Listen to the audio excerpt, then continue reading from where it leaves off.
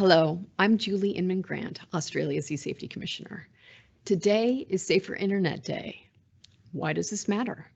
Well, we rely on the internet for almost everything in our daily lives, so online safety is more important than ever. With the prevalence of online abuse and new threats emerging daily, it's essential to educate ourselves and others at work, at home, and in the community on how to remain safer online. A big thank you to the thousands of workplaces, schools, and individuals who've supported Safer Internet Day and who've helped us start a national conversation about online safety. Let's all remember to connect, reflect, and protect, and to make every day a Safer Internet Day. Visit esafety.gov.au to get started. Thank you. Today is Safer Internet Day, an important opportunity to raise awareness about online safety and encourage our loved ones to connect, reflect, and protect. So much of what we do each and every day is now online. It's how we stay in touch with friends and family, run businesses, seek entertainment, and engage with government services. And that's why it's critical that we constantly remind ourselves and our loved ones about safe internet practices and where to go when things go wrong. There are 3 simple actions Australians can take this Safer Internet Day. Connect safely by keeping apps and devices secure and regularly reviewing your privacy settings. Reflect on how your actions online may affect others or your own safety. And protect yourself and your loved ones by visiting esafety.gov.au to find useful resources about how to stay safe online and to report online abuse. Australia's eSafety Commissioner provides invaluable support for Australians impacted by toxic online abuse, by image-based abuse, by cyberbullying and other harmful content. eSafety is available to help. Keeping Australians safe online is a key priority for the Albanese government. That's why we've quadrupled ongoing base funding to the eSafety Commissioner, and we're working hard to ensure our laws are strong enough to keep Australians safe online now and into the future. Ultimately, online safety is a whole of community effort. By working together and staying vigilant, we can improve the online experiences of millions of Australians. This Safer Internet Day, take a moment to visit esafety.gov.au to learn more about staying safe online.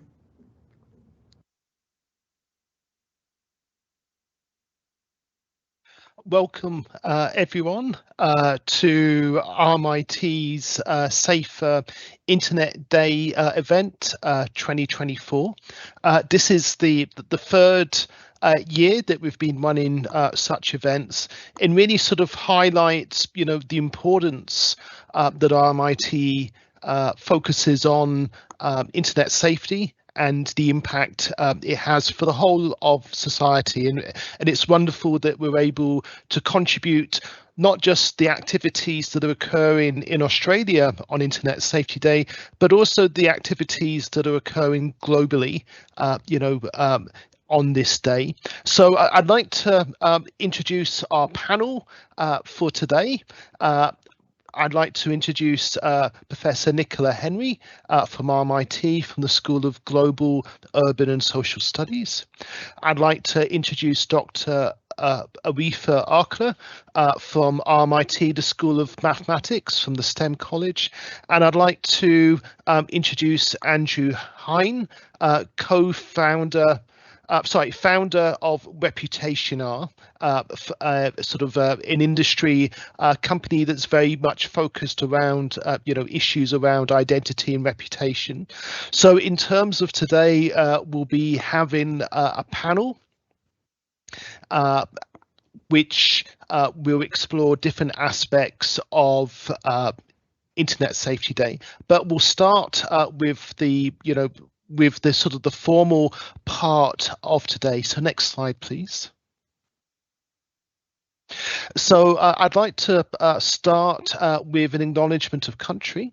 RMIT University acknowledges the people of the Yuyang and Buyang language groups in the Eastern Kulin Nations, on whose unceded lands we conduct business at the university. RMIT University respectfully acknowledge their ancestors and elders past and present.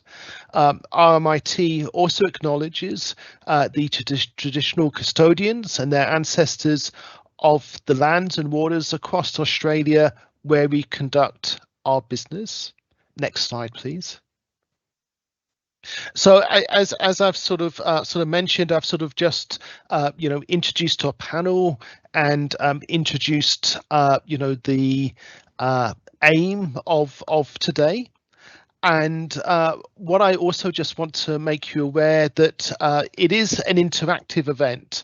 So there's the opportunity for you to also post questions. So in your browser, there's at the top, there's a question mark with Q&A, and you can post your questions in there, and we'll share those with the panel members when we get to the panel part of the event. Next slide, please. So today, as well as being Safer Internet Day, as well as having our esteemed panel work through a number of key issues in relation to Safer Internet Day, we also have some other announcements, so which we'll talk about in a moment. But in terms of Safer Internet Day, there's the three concepts for this year that's the aim. And this was sort of mentioned earlier by the Minister, in terms of connecting safely and with purpose by keeping apps and devices secure and using social media in a positive way. Reflect before we act, by taking a moment to consider how and what we do and say online may affect others. And protect ourselves and others by taking action, by telling people around us, or telling e-safety representatives or colleagues when unfortunate things happen online, or where we want to get help or advice. And as was mentioned in the start of the event, we're very lucky here in Australia, to have the Safety Commission, and they have many wonderful resources that allow businesses, families, individuals, to understand the issues around cyber safety. So please, another outcome of today, I would also suggest visiting the e-Safety Commissioner's website as well, and looking at those resources that are there. Next slide, please. So in terms of RMIT, how are we contributing to a safer internet? So within our centre, the Centre for Cybersecurity Research and Innovation, we consider internet safety or cyber safety as a very important area. So in September 2023, we worked with the e-Safety Commission and RMIT Digital3 to develop and launch the Safety by Design online course. So this is a free course that teaches about the concept of safety by design in terms of putting users at the forefront of designing systems. And it's a free course that covers all aspects of safety by design, from the importance of it, the approach, and how it's sort of applicable. So if you're interested to find out more about that course, please click on or scan that QR code on the left. We'll also be sharing this information with attendees after the presentation. So that was what we did in September 2023. In February 2024, next slide, please. We're pleased to announce another new course, and this is Security by Design. Next slide, please. So again, as was sort of mentioned, in terms of the importance of safety by design.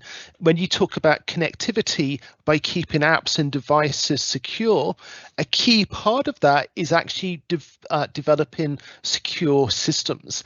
And this is where the concept security by design comes from. So the aim of this course, again, a free course on the FutureLearn site, is to provide learners and the tools to design and develop systems in a secure way. It introduces the concept of security by design and explains the reason why security by design is such an important concept. In terms of the 2023 National Cybersecurity Strategy, security by design is also mentioned in that as a sort of a key element, that organizations can take into developing, secure systems. Next slide, please. So in terms of the outcome of the course itself is on the FutureLearn platform. It's a free course, and what it does is it takes learners through the concept of security by design. As I mentioned, why it's important, what's involved with it in terms of trying to identify, detect and eliminate security threats before they occur. But also security by design is more than just a technology aspect. It's also about changing, the culture and leadership of an organization to consider, the security implications. Next slide, please. So again, this audience is really, aimed at people who are, professionals in the industry or just have an interest in cybersecurity and want to find out more about how to develop secure systems. Next slide, please. So it's an online course available on FutureLearn. It's available today, launched from today. There's no cost to undertake the course, and the course is also moderated. So what this course does is actually complement our centre's other free course, which is the safety by design. So one of our courses focuses on how to build cyber safety into courses. This course focuses on how to build cyber security into sort of systems. Next slide, please. So please click on that or scan that QR code, and you'll have the information there on how to register for the course. As I said, it's a completely free course. There's no costs involved, and as I said, it complements our existing safety by design course. And as I mentioned, after the event, we'll be sharing these links and resources with the attendees as well. Next slide, please. Also, as part of the Safety Internet Day, I was interviewed by RMIT Digital3 by Professor Chris Berg, Director of D3, in which I talk about cybersecurity, but I also talk about cyber safety and, the importance that cyber safety has, to protect society. And I also talk about some of the evolving challenges posed by new technologies, whether that's from TikTok or Gen AI and the rollout of, artificial intelligence systems across society and industry. So again, if you click on that, select that QR code, that will take you to the D3 Digital podcast, where you can download and listen to that podcast interview. Next slide, please. So enough of me speaking. What we're interested in is more, in relation to our esteemed panel today, and our discussion about some of the key issues in relation to cyber safety. And as I said, on our panel, we have Nicola, Aretha and Andrew, and thank you for being here today. So what I'm going to do is just ask a very sort of general question. And again, for our audience, remember, you can post any questions for the panel in the Q&A section as well. So I'll make a start. Online safety is multifaceted, and often different cohorts of users experience different online issues. From your respective roles, what are the biggest trends and threats in relation to online safety that you're seeing right now? And I may start with Nicola. Thank you, Matt, and thank you so much for having me on the panel today to celebrate Safer Internet Day. I'm going to talk a little bit about technology facilitated abuse because that's the research that I'm involved in as a key threat to online safety. So tech facilitated abuse is also known as online victimisation or online abuse, cyberbullying, cyber victimisation. There's a range of other terms that are also used. It can include things like cyber stalking, surveillance, using digital technologies to set up a sexual assault, hate speech, online sexual harassment or grooming. But there's also a range of other behaviours like destroying devices, undermining or shaming people online, impersonation, catfishing, and so on. But most of my research focuses on one form of tech facilitated abuse, and that is image-based abuse or image-based sexual abuse. And throughout the panel today, I will be talking a little bit about that. So I'll just provide a very brief definition so that everyone in the audience understands what I'm meaning when I'm talking about image-based abuse. So image-based abuse can involve a range of acts. So first of all, taking photos or videos of someone without their knowledge and or consent. So nude or sexual or other intimate images. So you might have heard of the terms upskirting or creep shots. That's an example of that. Second, it can include digitally altering photos or videos of someone, again, without their knowledge or their consent. So this can include deep fakes, and I'll talk briefly about that shortly too. Third, it can include sharing intimate images of someone without their consent, and this is what is often referred to as revenge porn, although we don't use that term. The fourth behaviour is making threats to share intimate images, which is known as sextortion. But it can also include putting pressure on someone to send or share intimate images, and that's often referred to as sexting coercion. And then finally, it can include sending another person or persons unwanted and unsolicited sexually explicit images. And this is known as cyber flashing.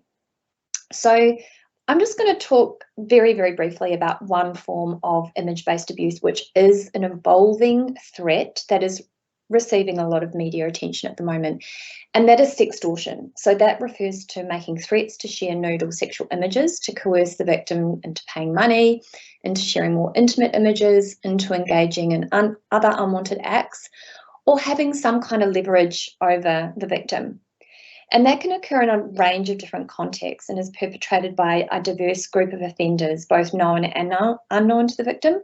So abuse of intimate partners, friends or acquaintances, sex traffickers, sexual predators of young people, computer hackers. But the most commonly known forms of sextortion are those involving financial scams by individual perpetrators or organised crime syndicates. And just to give you an idea of the scale of this, law enforcement and online safety agencies are reporting a significant increase in the numbers of individuals reporting sextortion. So last year, for example, the Australian E-Safety Commissioner reported a 117% increase in the number of reports of image-based abuse during the 2022 to 23 period. And the majority of those reports made to the E-Safety Commissioner involved men and boys within the age range of 18 to 24 years. And actually, sextortion is the most frequently reported form of image-based abuse to the E-Safety Commissioner. It makes up 68% of reports of image-based abuse to E-Safety, which is actually much higher than child sexual abuse material, which currently makes up about 16%. And these increases in reporting are consistent with international trends from all over the world. But I'll leave it there, but just to say that sextortion is on the rise, and it is something that is of increasing concern as a form of tech-facilitated abuse and image-based abuse. Excellent, thank you. And you mentioned scams, and I may go to Arathi next, because I know scams is an area that you're particularly interested in. So I wonder if you're able to share your sort of views regarding scams in this context. Absolutely. Thank you, Matt, for the question, and thanks for having me on the panel as well. So in 2023, over 13 million Australians have fallen prey to scams, and Australians have lost over $20 million in various forms of scams. So as more and more individuals use the internet for their day-to-day activities, for legitimate activities, it is also the hunting ground for attackers to trick people to give away either most of it is financial based, where they're trying to trick you to give away your financial details or your identity details, which can then again lead to financial loss. So I think this is a very big problem and has been identified by Scam Watch and every other organization that's helping Australians be cyber safe. It's interesting to know that the majority of losses, of financial losses, have come from investment scams, where there are opportunities to make some money, or so things where people have an opportunity to earn some money, and they're looking very legitimate, but they're all scams. The second most common one is a romance scam, where a lot of people are on dating platforms because they're lonely or they're looking for partnership, but there are many perpetrators who are there to steal someone's money or identity through the personal information that's revealed on those platforms. And of course, there's other scams like false billing scams. That's another one, because today a lot of people are purchasing things online, and we have so many receipts that come to us via email. In fact, I recently got one as well, telling me that I received your receipt for a recent payment is attached, and it's just a PDF that's attached. And again, this is all you need to do is click on the PDF and it'll download malware onto your computer, which will then steal personal details or passwords. So the most common, I would say, threat vector or the way to attack is still email today. However, there are two other common methods. One is phone call, where the perpetrator will speak to you on the phone and try to get information from you, maybe pressurize you, or build a relationship to build trust with you, and then steal things from you. Alternately, there's also the internet, which is where everybody spends time. So a lot of people are on social media to make friends, conduct day-to-day activities, and perpetrators can either imitate someone that is trusted, maybe like a public figure, or reach out as a social connection, build relationship, and then potentially share links or fish information that can then lead to a scam. So these are very much on the rise. And I think the interesting thing is that some of these scammers have become so proficient at what they do that they become very good at either replicating a well-known individual. It could be via a deep fake, or it could be via very legitimate looking logos and emails. So it's more important today for internet users to be aware of the signs of a scam, so that they can protect themselves, and they can also use the internet for what they want to do without the fear of being taken advantage of. So the Australian government has a lot of resources that one can look up, but the most important thing to do is always to stop. Do not click on links without checking the links. If, for example, if it's supposed to come from, say, a particular organization, then hover over the link to see if it's actually taking you to that organization. Another common approach would be to reflect and think. Sometimes you can get text-based messages, which, for example, comes from your bank saying you've got a message in your online banking app, click here to go and look at it. And I would say don't click on it. If you really need to check that message, go to your online banking system separately, log in, and that message should be there. Otherwise, it was definitely not a legitimate link. So these are some ways. And of course, if you've been scammed, then find a way to quickly report it, and don't fall prey to being embarrassed. Just report it, because these scammers are very, very good at what they do, and it could happen to anyone. So I hope that helps, Matt. Excellent. No, thank you so much for those comments around scams. And Andrew, coming from an industry perspective, I'd be very sort of keen, in terms of your views, especially around, the issues of online reputation and authentication of citizens online. Yeah, thanks for having me, Matt. So yeah, for us, the biggest threat to online safety is definitely trust, or lack of trust, as we were just talking about. So we were an RMIT activator startup, Reputationaire, and we're working to overcome that lack of trust. So we're doing this by working towards 7 of the UN's 17 sustainability goals, by empowering individuals to overcome lack of work references, lack of rental references, lack of credit checks, and fundamentally lack of trust, which I think is very, very much lacking online today. We're just hearing about all the different scams and impersonations. And unfortunately, this lack of local references and local work experience makes it very hard for people, particularly from more diverse backgrounds, to kind of overcome that lack of trust in them, in their overseas rental references, or their overseas education, or overseas work references. How do you know, like, if it's real? So yeah, this is a real problem we're seeing. So yeah, we're working to overcome that by giving people ownership of their data. So allowing them to prove ownership of their online ratings and reviews from any website, not just the socials. So, for example, you can prove that you own your Airbnb account, where maybe you're in the top 20% of Airbnb guests worldwide, and that probably shows that you're probably quite trustworthy, you're probably quite reliable, you probably have a good respect of people's personal space and possessions, and that kind of thing. While at the same time maintaining your anonymity. So obviously people are very scared about giving all their data away, and ID theft and all this kind of thing.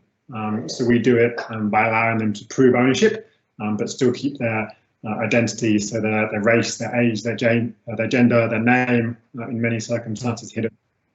So you're dealing with someone who's trusted, but you don't have to kind of give away all your personal information at the same time. No, thank you for that, Andrew. We'll come back to sort of your industry experience, in due course for a number of the questions. So the next sort of question, I suppose, is very topical, which is the issue of deep fakes and how technology systems such as AI systems can then create fake contents about individuals as celebrities, and we've seen this recently with the Taylor Swift sort of deep fake. And Nicola, I wonder if you can share with us what you think deep fakes are, the potential problems that they're going to have for society, and how society deals with them. Yeah, great. So deepfakes refers to the creation and or sharing of fake photos or videos using artificial intelligence to depict a person doing or saying something that they haven't said or done. And just to be clear, not all deepfakes are harmful. So some of them are kind of funny, or interesting. I'm thinking about the kind of Pope Francis, I always get his name wrong, Pope Francis, wearing the puffer jacket, that was kind of a funny deep fake. But unfortunately, there is a lot of deep fake pornography that's non-consensual. I would just mention too, there are some forms of deep fake pornography that are consensual. So some online adult content creators are using deepfake technologies to reduce their labour and to make money through their images that have been altered using artificial intelligence. But in terms of non-consensual deepfake pornography, this is what I would call AI-generated image-based abuse. That's receiving a lot of media attention, as you mentioned, Matt, after the deepfaked images of Taylor Swift were spread on social media last week. 5 years ago, creating a convincing deepfake required extensive time and expertise, a high-powered computer, as well as access to multiple images of the target person. So 5 years ago, it was actually quite difficult for someone to create deepfakes that looked real or convincing. But now, because of the advances of AI, you don't need to be a computer whiz to create quite convincing deepfake porn. So the tools have become increasingly sophisticated and accessible to almost anyone. And just a couple of stats here too, I think are quite useful just to put into context. An AI firm called AI Sensitive back in 2019, I think it was, said that 96% of all deepfakes on the internet were non-consensual fake pornographic videos of women, mostly but not exclusively well-known women, including actors and musicians. According to a 2023 report by the startup Home Security Heroes, there are now over 95,000 deepfake videos online, which represents a 550% increase since 2019. So that just gives you a bit of an idea about the scale and how this is increasing in popularity. And that company says that deepfake pornography makes up 98% of all deepfake videos online. We conducted a survey on image-based abuse more broadly in 10 different countries, but I think it's also interesting just to kind of reflect on victimisation, perpetration, and this is kind of the first survey to generate any findings about victimisation and perpetration in relation to deepfake pornography, and we haven't yet published the results. We've got the paper accepted, so it should be coming out soon. But what we found was that despite the widespread media attention to deepfakes, particularly in Western countries, the concept of deepfake pornography is not universally known, but respondents in our study, nonetheless, when we informed them about what that meant, did think that the behaviour should be criminalised. But the second thing we found was that in terms of perpetration, whether or not looking at deepfake pornography constitutes a kind of perpetration behaviour is up for debate, but that was far, as you can imagine, far more common than someone actually creating deepfake pornography. We found that across the sample, over 16,000 people, that 2.2% of respondents said that they had experienced someone creating and or sharing deepfake pornography of them, and that was actually higher in Australia of 3.7% compared to the other countries. And finally, we found that men are more likely to report being both victimised by and perpetrating deepfake pornography or AI image-based abuse. Now, that runs contrary to the findings around the 96% or of deepfake pornography videos being of women, but that might be explained by the fact that Taylor Swift and other celebrities are not likely to be answering our surveys. So there's a bit of context there, there's a bit of complexity there, but it'll be interesting to see how those rates stack up. We're doing another survey. It'll be interesting to see how that rate increases over time. Awesome. No, and thank you, and thank you, Nicola, because I know this is very much sort of an area of your research, sort of world-leading research in this field. So thank you so much for sharing those insights. So Arathi and Andrew, do you have any, I suppose, reflections or observations regarding deepfakes?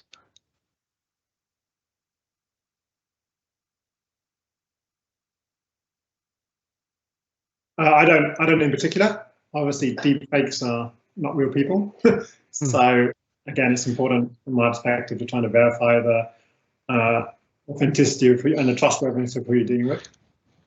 No, thank you for that, Andrew. And Arathi, I was thinking, do you see an issue where deepfakes potentially could be used to scam people? Is this sort of, an extension of how scammers will use technology? Matt, definitely. Deep fakes are very much in use, especially in the area of romance scams, for example. People can impersonate just someone else if they have images of somebody who has genuinely used that social platform. An attacker could use a sophisticated piece of software, a couple of mobile phones, and could actually interact using video chat with the victim, and build a relationship of trust with them, and of course, eventually leading to a scam, giving away their money and things like that. So it's definitely a very current problem that needs resolution. Thank you. And that takes us to our next question. So, Arathi, you mentioned the concept of trust, and Andrew's mentioned the importance of trust, and his company is very much involved in regards to trust. So, Andrew, I suppose from your perspective, what do you see are the potential consequences of online safety eroding trust, and what do you think are some of the practical activities individuals can undertake to promote a sort of a safer environment? Yeah, definitely. So I read a stat from the e-safety commissioner that 75% of adults have had at least one negative online experience. So that's 3/4, pretty much everyone, which I think is a real shame, because obviously the internet gives us so much and empowers us as a human species to achieve so much, breaks down barriers to communication. But without trust, which is fundamental to all human interactions, it kind of destroys a lot of the advantages, really. So the consequences that we're seeing is people are missing out on rentals, they're missing out on jobs, they're missing out on financial services. Apparently 40% of people are denied a new financial product because they just don't have enough credit score. They don't have enough financial information about them. Obviously, that applies to students and to migrants. And obviously, only financial records can be looked at this time. But wouldn't it be great in the future if you could also look at people's peer-reviewed kind of cover letter, if you like, of how the internet community rates them on, for example, Airbnb and Uber and all these thousands of different other platforms, and allow that as an additional data point to prove maybe this person is worth a loan, or is worth giving a chance to be a renter. We actually started because one of our co-founders couldn't get a rental in Melbourne, not because she didn't have a job, not because she didn't have money, not because she didn't have permanent residency, but because her foreign rental references were obviously not as trusted as a local references from a local estate agent down the road. So in the end, she printed out her Airbnb reviews as a guest and used those to kind of overcome that lack of legitimate Aussie local rental references. I think it's all about trust and allowing individuals to prove their trustworthiness by using their existing data and using all the time they've spent building up all these valuable online profiles, and allow them to bring all those together into one place and use them to their advantage. Thank you. And Arathi and Nicola, did you have any, I suppose, reflections on this issue of trust and how to promote a trusted environment?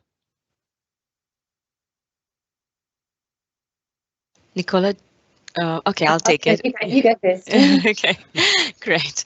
So I think what we can do as individuals is to be more aware and be very proactive with reporting suspicious behavior and experiences that we've had to Scam Watch, to ID Care, so that the wider population can benefit from our own experiences. So a common pitfall when someone's being scammed is they feel embarrassed and they don't want to share their experience with the wider community because they feel that they've done something wrong by being scammed. But on the contrary, the more we share, the more we help other people become aware as well. So it's nothing to be embarrassed about. The best of us can get scammed, if you're just not paying attention. It's just that one little link that we click when we're not paying attention. It can happen to any of us. So that's one thing we can do to make sure that we promote safety. Thank you. And Nicola. Yeah, and I just want to add there too about awareness of the impacts and harms and consequences of online abuse and other problematic behaviours. I think that as a society we need to recognise, and there are definitely some positive changes in this regard, but when I started doing research in this field, I don't know, back in 2011, 2012, there was a real sense that what happened online didn't really have a real world in real life impact, but definitely the sentiment around that is changing. But I still think there's a lot of work that needs to be invested into understanding that online abuse and harms have quite diverse impacts. So not everyone has the same response. Even with image-based abuse, for some people, it's not a big deal. It's, they might be annoyed, they might be not even bothered by it. But then you've got the other end of the spectrum where you have extremely serious harms resulting. So things like anxiety and depression and suicidal ideation, and some really awful cases of people taking their own lives when they've been a victim of romance fraud, as Arathi has talked about, or in relation to sextortion, or in relation to their intimate images being shared without their consent. So I do think it's really important as a society that we do focus on the potential harms that can result, but not assume that everyone is necessarily going to have the same reaction to that experience. Okay, no, thank you for that. And we have a question from the audience, so I may just share that question.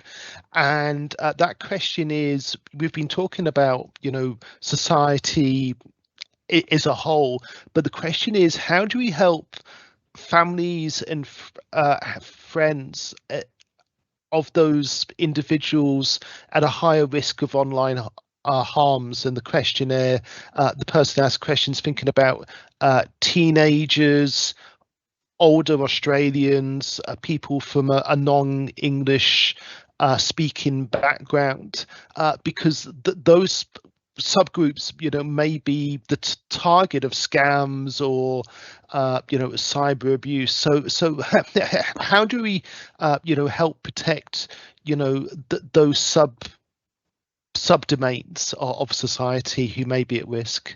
And I'm happy to throw this open to whoever would like to take answer it first.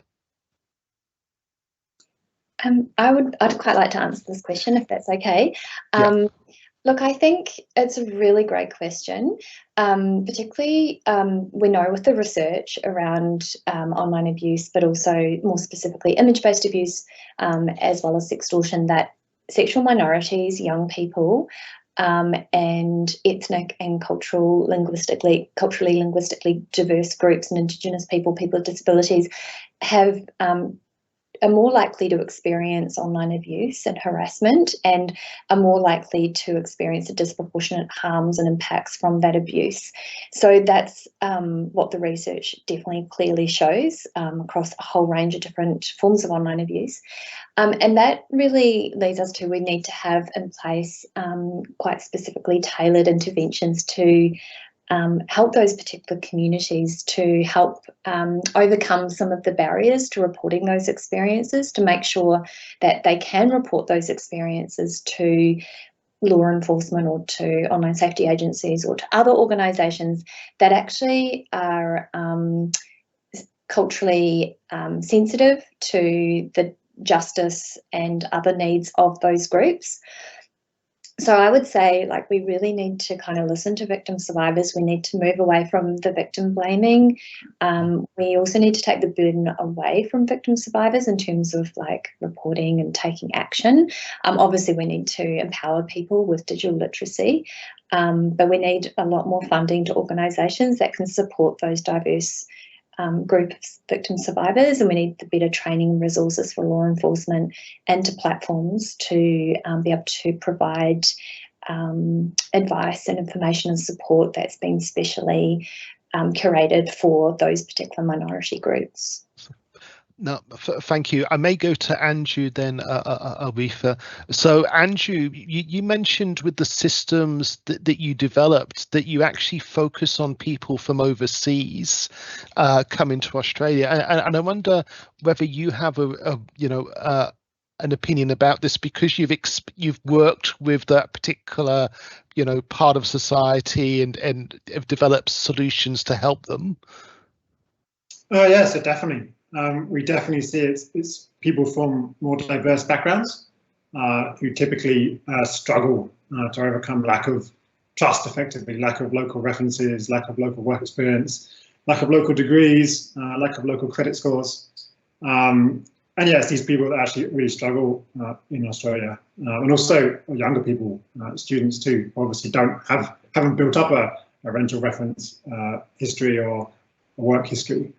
So yes, we're all about trying to give them practical ways to overcome that by, like I said, allowing them to prove ownership of their existing online ratings and reviews they've built up on different sites. I think it's very interesting that Nicola just mentioned that in the past people thought that online behaviour had kind of no real life impact. But I think that's, and some people we kind of still kind of believe that. They believe that people behave differently online than they do to in person. We actually did a 3-year research project, which we'll be publishing shortly, proving that people's online behaviour is generally related to their true personality. So we did some research into that. But now, obviously, I think that's totally changed. Your online behaviour can be your whole life. Like gig workers, for example, they only work for online service-based companies. And once they leave that job, do they even get a reference? Does Uber Eats give you a reference? I'm not even sure.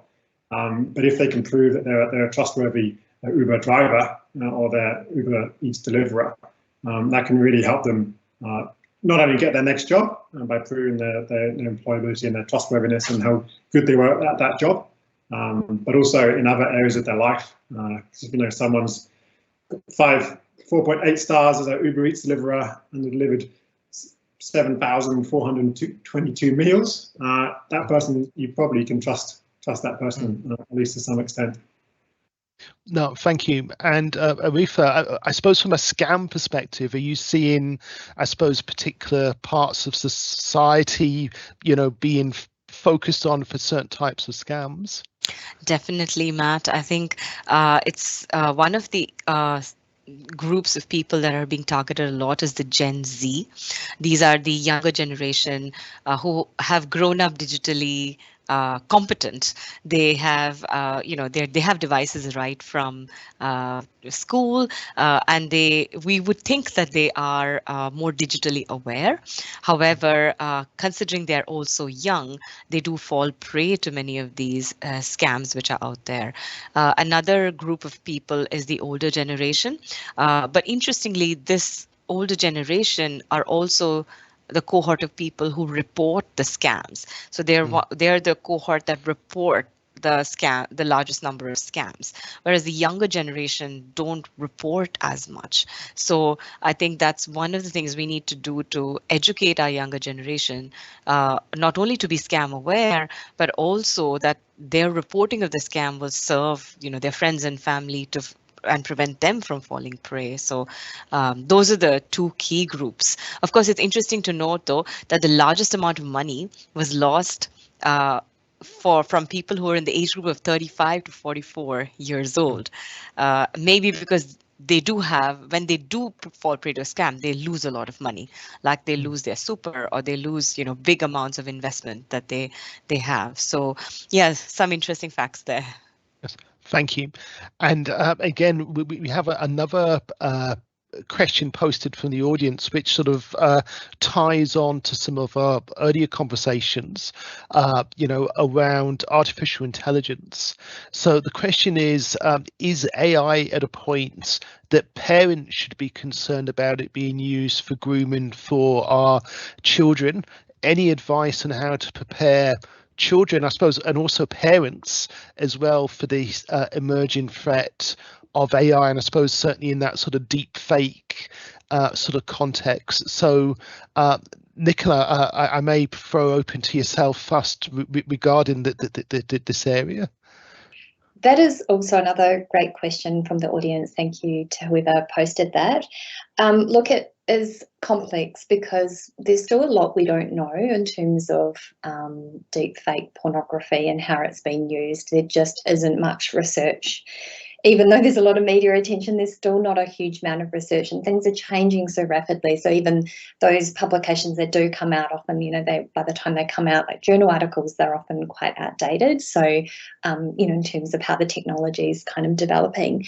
But there certainly have been increasing reports of deep fakes being used as part of sextortion scams. So the eSafety Commissioner and other online safety agencies around the world are saying that, deep fake pornography is being used to threaten, it could be and I don't want to be too alarmist, but it could be like some really plain and ordinary social media photographs or videos are turned into deep fake pornography and then are used to threaten the person into like sharing, paying money or to sharing more intimate images.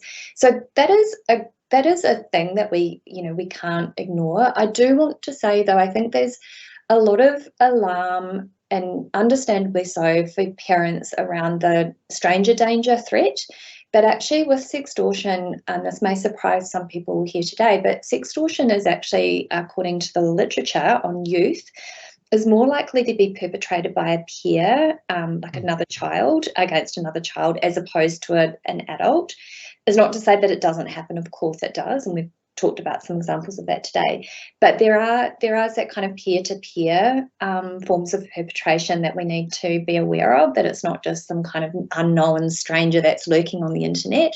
So I think parents need to be aware of that, and that really makes that conversation that we have with our children around respect and, thinking critically so important, if your kid comes home and says, "Oh, it was so funny, my classmate during, multimedia today in class created, used Photoshop to create a fake video of my friend, and, it was sexualized." And, that's when the kind of those conversations with children around getting, empowering children to be critical bystanders and to kind of question some of that stuff is really crucial.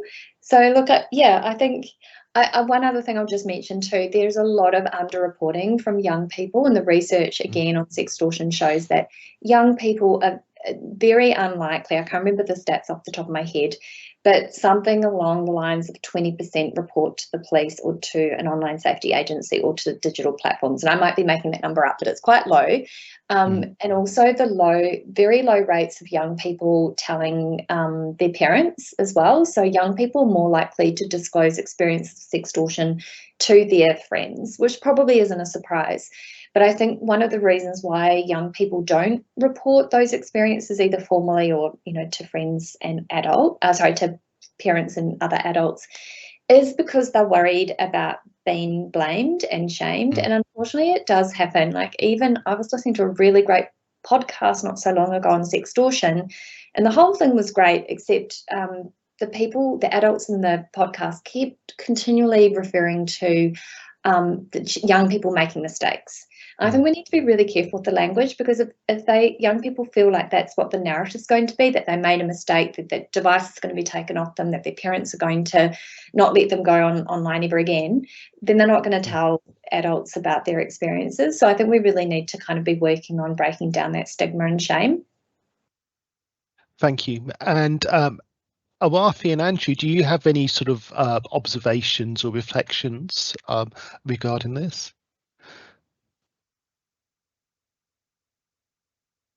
No, not me. So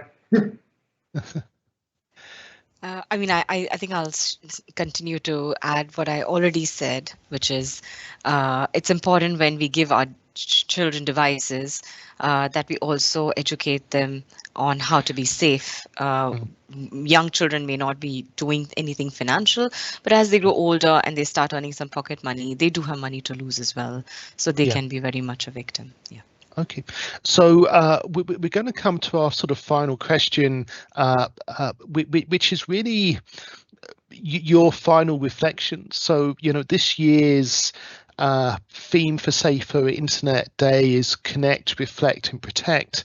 And what sort of final piece of advice would you share for your audience, whether it's how to, protect from scams, whether it's how to deal with, emerging technologies? What sort of final observations would you like to make? And I'll start with Andrew first.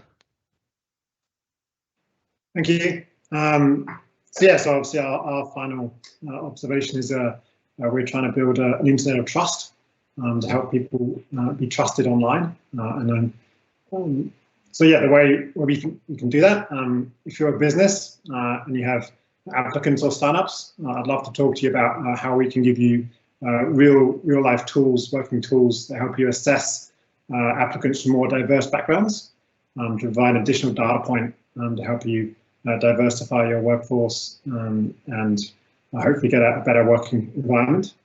And also individuals, please do sign up to our newsletter on reputationaire.com, and then we'll let you know when we're launching our free vaults for individuals, which will allow you to anonymously collect all of your existing online ratings and reviews from any platform into one place, and then control anonymously who you share those with, to help you overcome that lack of trust, but also allow you to trust other people online, from kind of like that peer-reviewed CV that I mentioned, proof of the individual's existing online interactions online.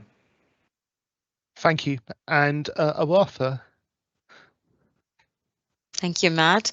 I think, just in closing words, I wanted to share that scams are very prevalent, and if you have a device and use social media or use internet, you are a potential victim, because it just takes one person among the thousands of emails that they send to click for the attacker to get a win. So everyone is fair game. So there is nothing wrong if you have been scammed in any way. The best thing one can do is to stop, think, and then protect. So really develop healthy skepticism around messages that are coming even from avenues that seem legitimate, whether it's Google or Adobe. Always double check the links, always see if there is an alternate way you can check instead of going via the link that they ask you to click. And of course, if you're not sure, always ask someone else to see if someone else can spot any anomaly, and always know whom in your organization or your friends and family you can speak to, so that you can get support when things like this happen, so that you can take protective measures if you are subject to a scam. Thank you. And finally, Nicola. I'll be super quick. I think my motto would be to think critically and to act respectfully and to lead by example. Thank you. So we're coming to an end. I'd like to thank the audience for taking part and for posting those questions, and thank you, taking part in Internet Safety Day. I suppose my final sort of reflection is that the Internet Safety Day is about raising the issues on a particular day, but they're actually issues that we face every day of the year. So I suppose, as all our panel have said, is everything that we do online or interacting with people or technologies, always think about the safety considerations. So I'd like to thank our esteemed panel today, Nicola, Arathi and Andrew, for contributing to the panel discussion, and thank you all for the audience for taking part in posting your questions as well. Have a wonderful day. Thank you.